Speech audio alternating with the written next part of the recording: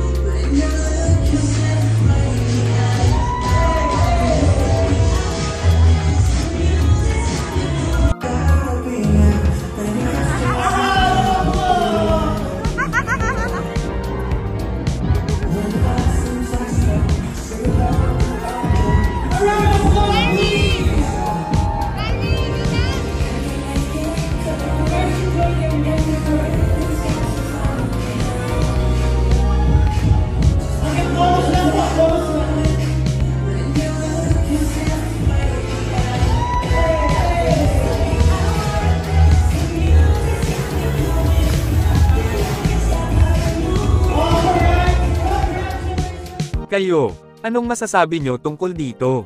At kung ano ang inyong komento at saloobin, just comment down below. Thank you for watching and see you on my next one.